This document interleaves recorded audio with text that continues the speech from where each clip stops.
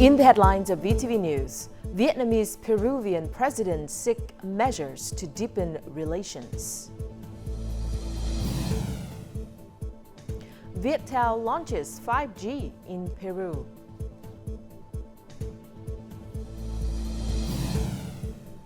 And later on in our world news, U.S. President-elect Donald Trump announces latest cabinet picks.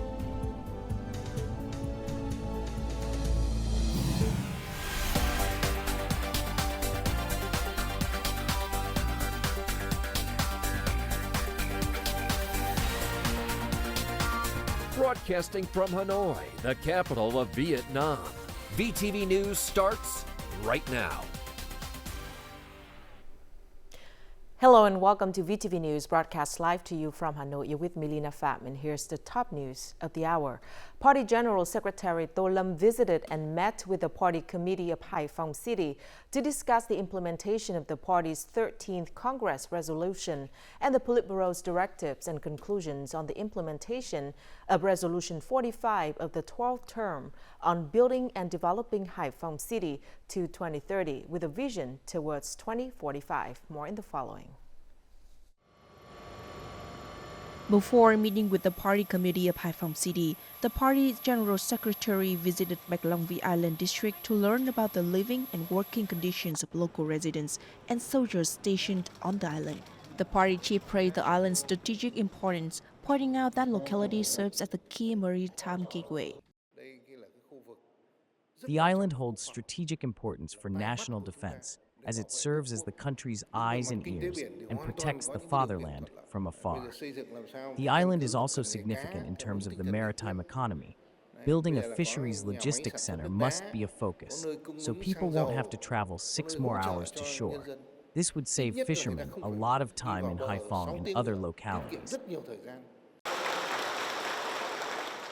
Earlier the same day, the party chief led a read at the Luc-Long Thanh Martyrs Memorial. He also attended the groundbreaking ceremony for the construction of a residential building at the Military and Civilian Medical Center on the island.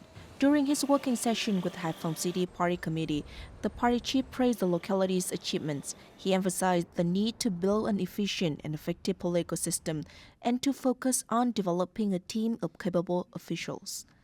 He urged the city to focus on building infrastructure for digital transformation and fostering innovation and technology adoption to create new growth drivers. The city needs to focus on creative directions. The city should have a good strategy to attract foreign investment, promote technology transfer, and create favorable conditions for domestic businesses to develop and participate in international supply chains. This will help build a self-reliant and stable economy that's resilient and competitive.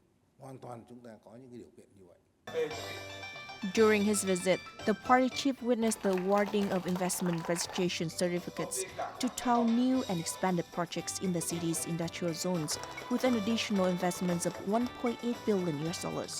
Later that day, the party chief expected 2 patrol vessels provided by the South Korean Coast Guard and the police force firefighting and rescue vessels. Peruvian President Dina Boluarte hosted a solemn welcome ceremony for State President Luc-Long and a high-ranking delegation from Vietnam at the Government Palace in Lima on Wednesday afternoon, local time. This is the first ever official visit to Peru by a Vietnamese state president. More on the following. The Peruvian president warmly welcomed the Vietnamese state president and the high-ranking Vietnamese delegation. She affirmed the visit's special significance as it coincides with the 30th anniversary of the establishment of diplomatic relations between the two countries.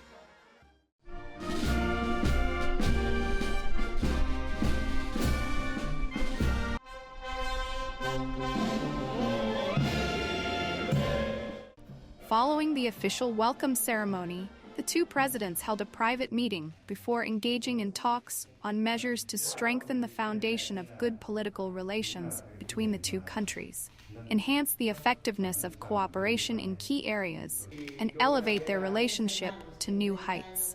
The two sides also exchanged their views on various regional and international issues of mutual concern and concurred to ensure the principles of the UN Charter, step up multilateral coordination, and promote common values regarding peace, cooperation, and the settlement of disputes via peaceful means and based on respect for international law.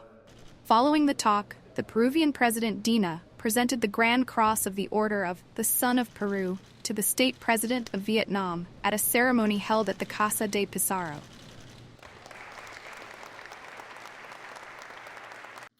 We believe that both sides can do much more, as there is still significant potential and room for economic cooperation in traditional sectors like oil and gas, mining, infrastructure, agriculture, and in new fields such as digital transformation, renewable energy, semiconductor industries, and artificial intelligence.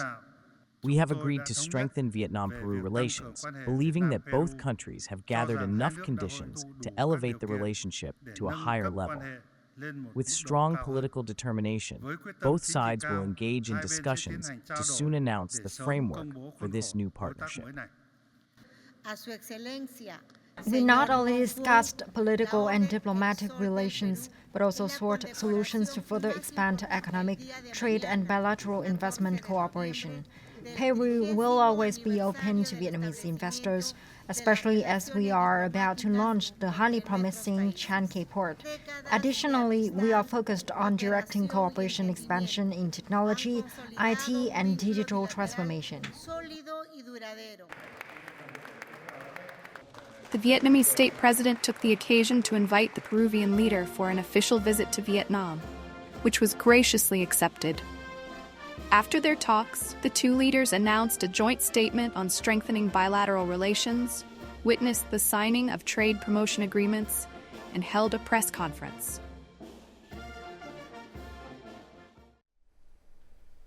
On the same day, State President Luc-Long also held talks with other top Peruvian legislators and leaders.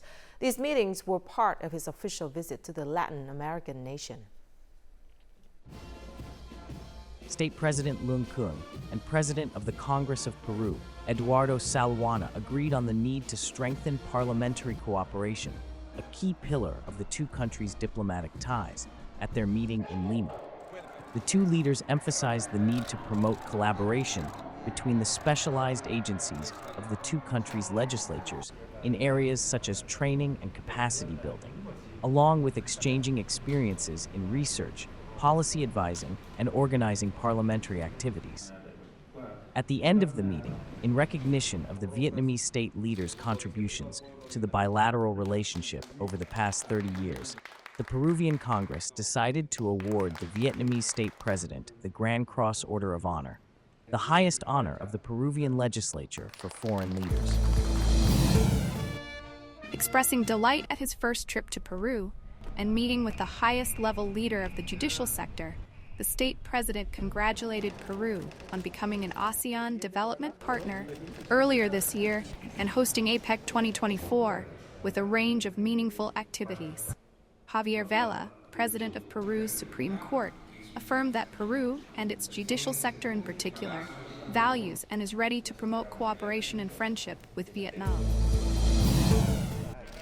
Congratulating Peru on hosting APEC 2024, the state president expressed confidence that the APEC Economic Leaders Week would be highly successful, further enhancing Peru's regional and global standing. The president of the Council of Ministers of Peru commended Vietnamese enterprises' investments in Peru, especially highlighting the successful telecommunications project by Vietnam's Viettel military industry and telecoms group. Both leaders agreed to promote high-level meetings and exchanges between Vietnam and Peru in the coming years. Now moving on to domestic news. During his inspection and working sessions with the two provinces of Lạng Sơn and Cao Bằng, Prime Minister Phạm Minh Chính directed authorities to put more effort into finishing the remaining segments of the national highway from Cao Bằng to Cà Mau provinces. More on the following. The Prime Minister stressed that these vital highways connect the provinces of Lạng Sơn and Cao Bằng, linking the northern mountainous region with the Red River Delta, and connecting the nation along the north-south axis. These projects will help achieve the goal of having 3,000 kilometers of highways by 2025. The Prime Minister urged relevant parties to accelerate the projects, ensuring both quality and environmental safety while also focusing on the well-being of local residents. He called on the entire political system to get involved, encouraging people to contribute to land clearance efforts. Regarding the credit sources for the two projects, the Prime Minister requested Hai Phong Bank and VP Bank to provide support in the spirit of shared benefits and risks, ensuring a harmonious balance between the interests of the state, businesses, and the people. On Thursday, under the chairmanship of National Assembly Chairman Trần Thanh Mẫn, the National Assembly Standing Committee held its 39th session, providing input on several notable issues. National Assembly Chair Trần Thanh Mẫn announced that the three-day session aims to review, clarify, and amend 9 draft laws discussed in the first session of the 8th sitting. On Thursday, the Standing Committee approved the draft resolution on reorganizing district and commune-level administrative units in 12 provinces and cities. In the future, localities will align with central directives. Our administrative system has been overly cumbersome for years and requires essential restructuring.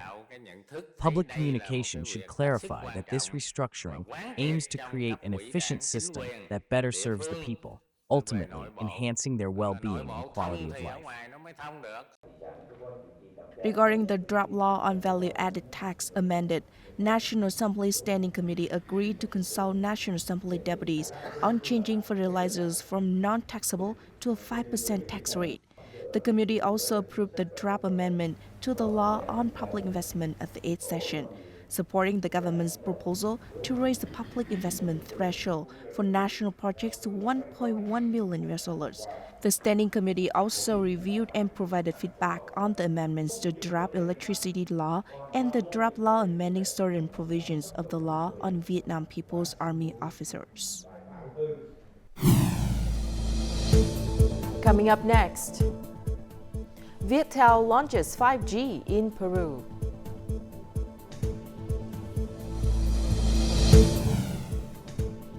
And climate finance negotiations at COP29 remain challenging.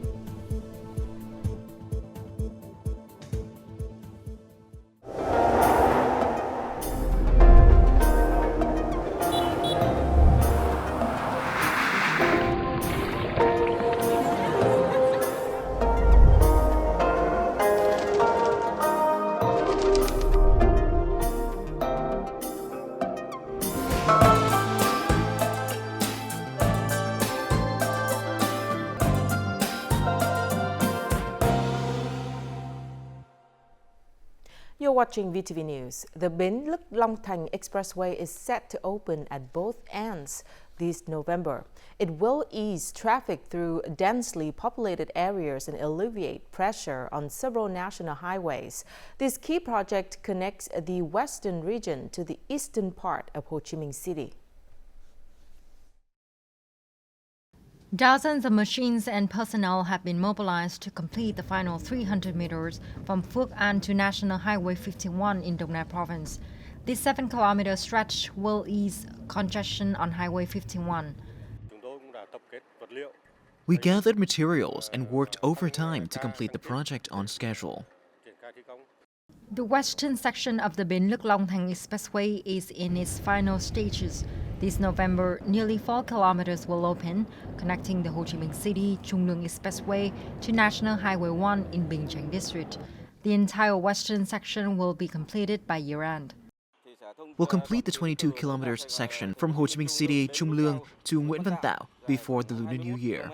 A representative of the project management board said that most items have been completed and that favorable weather will help accelerate progress. By April the 30th, we will have cleared about 30 kilometers. The remaining work includes the Binh Chánh and Phước Khánh bridges and the Nhơn Trạch intersection. The Bến Luc-Long Thanh Expressway project, spanning 58 kilometers through Dong Nai, Ho Chi Minh City, and Long An, began in 2014. The project was suspended in 2019 due to policy changes, but restarted in mid-2023. Completion is now targeted for the third quarter of 2025.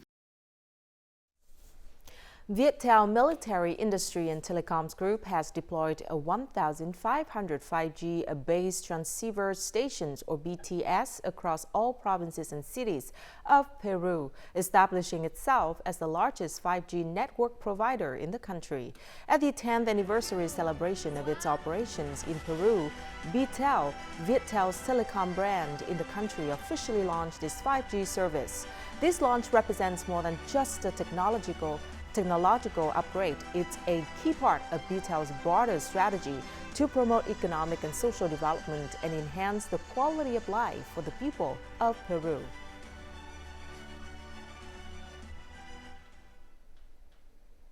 Several days into negotiations at COP29, little progress has been made on green finance goals, despite efforts to create a unified agenda. Disagreements between countries have hindered results. This year's focus on climate finance has proven particularly challenging.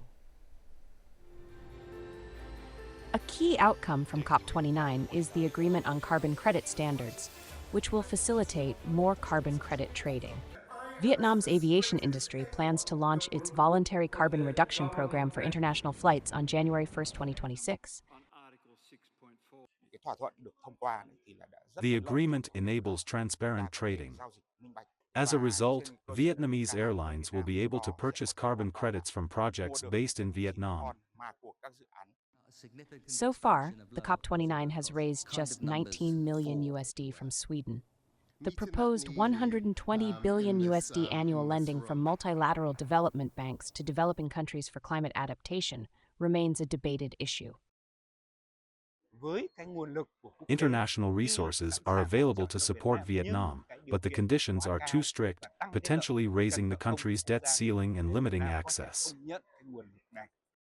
In this context, numerous side events have proposed nature-based solutions to secure climate finance. These discussions underscore the importance of diversifying investment sources. On Thursday, the People's Committee of Da Nang City held the forum Da Nang Free Trade Zone, a new driver for the development of Da Nang's industry.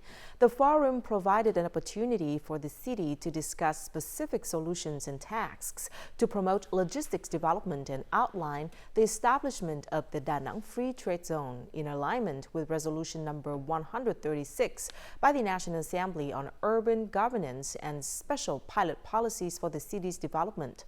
The forum will also include the launch ceremony of the Steering Committee for the Development of Da Nang's logistic industry. The central focus of Da Nang's urban governance will be the creation of a free trade zone and the implementation of various pilot policies.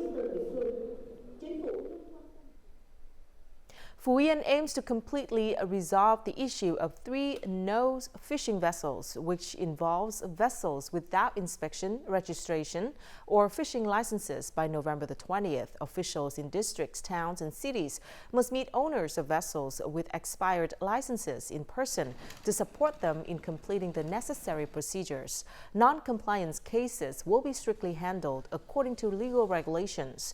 The Phie Fisheries Sub-Department will also explore ways to streamline the registration and inspection process for fishing vessels. The border guard will prevent 3 nose vessels from going out to sea. Currently, Phie still has 474 3-nose fishing vessels. Nghệ An province is ramping up efforts to tackle illegal, unreported, and unregulated, or IUU fishing. Many local fishermen have now recognized the importance of adhering to fisheries laws, with the lifting of the European Union's yellow card seen as a step toward more sustainable practices in the fishing industry. Complying with fisheries regulations before heading out to sea has become routine for fishermen in Nghệ An province. From port departure procedures to equipping vessels with monitoring devices and reporting catch data, fishermen now ensure full compliance with regulations. We follow government regulations. We have our logs stamped. And when we go out to sea, we fish on the fishing designated routes, and our tracking device is always on. Diễn District in An Province has nearly 1,000 fishing boats. To date, the district has eradicated illegal fishing practices, and all fishing boats now maintain proper tracking systems, ensuring there are no violations in foreign waters. When we return, we must report to the port and get the official stamp, reporting how much we've caught. They guide us thoroughly and provide all the paperwork for inspection when we head out to sea. We have mobilized our personnel and equipment, met with each boat owner to explain the regulations, and ensured all procedures are followed, including verifying the equipment on vessels. With increased awareness and strict monitoring by authorities, fishermen's understanding of regulations has improved significantly, contributing to Vietnam's national efforts to lift the yellow card on fisheries. Coming up next in our world news, U.S. President-elect Donald Trump announces latest cabinet picks. And China launches ocean salinity detection satellite.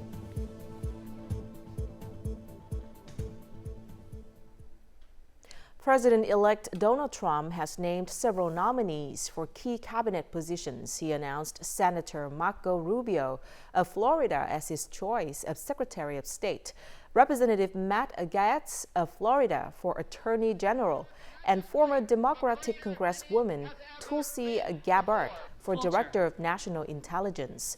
These nominations still require Senate confirmation, where Republicans hold the majority. Meanwhile, the GOP has secured control of the House of Representatives with 218 out of 435 seats. This victory cements the Republican Party's hold on power, giving them control of the White House and both chambers of Congress. The United States opened a new missile defense base in Redzikowo near Poland's northern Baltic coast on Wednesday. The base will significantly bolster NATO's defense capabilities, known as Aegis Ashore. It is located 230 kilometers from the Russian border and has been operational since July. Under NATO command and U.S. European command, the base is equipped with a radar system designed to detect and intercept short to intermediate range ballistic missiles. While NATO maintains that the base serves purely defensive purposes, Russia perceives it as a threat. Kremlin spokesperson Dmitry Peskov said that Russia will take necessary measures to maintain parity in response to the deployment. The China National Space Administration launched a satellite to track ocean salinity on Thursday, marking a major step forward in forecasting and monitoring marine ecosystems. The satellite lifted up at 6:42 a.m. Beijing time on a Long March 4B Y-53 carrier rocket from the Taiwan Satellite Launch Center in North China's Shanxi province. The China National Space Administration confirmed that the satellite successfully entered orbit as scheduled. This new satellite will help close gaps in China's ability to monitor global ocean salinity with high precision. It will enhance data on ocean movements and environmental conditions, improving the accuracy of marine forecasts. Additionally, it will support marine and ecological forecasting, monitor the water cycle, contribute to short-term climate predictions, and aid global climate research. The data gathered will also benefit agriculture, disaster response, and weather forecasting. A 24-year-old Irish student, Olivia Humphreys, was awarded the International James Dyson Award 2024 for her device, Athena, a prototype for a portable chemotherapy scalp cooling device. The device aims to help cancer sufferers keep their hair. The innovative concept was motivated by Humphrey's mother's experience with chemotherapy and scalp cooling treatment. It came from a conversation with mum and me sat down, and she was like, this was a really hard experience. This was a really tough thing I had to go through. Why don't you look at this? So that was the start of it. Yeah, that was an early stage discussion. The device is utilizing low-cost thermoelectric components to cool water that circulates around the scalp. The device can operate for 3.5 hours on a full charge. This allows patients to commute to and from the hospital during treatment. It's lightweight, it's portable. It means that a patient doesn't have to be plugged in when they're infusing in a hospital. It means that they can get up and go to the bathroom if they want to, and it means that they can pre- and post-cool commuting from the comfort of their own homes. Most clinical studies show that maintaining 50% of the hair is considered a success for cancer patients. Meanwhile, Humphrey's mother kept about 60% of her hair. And now let's take a look at the weather forecast.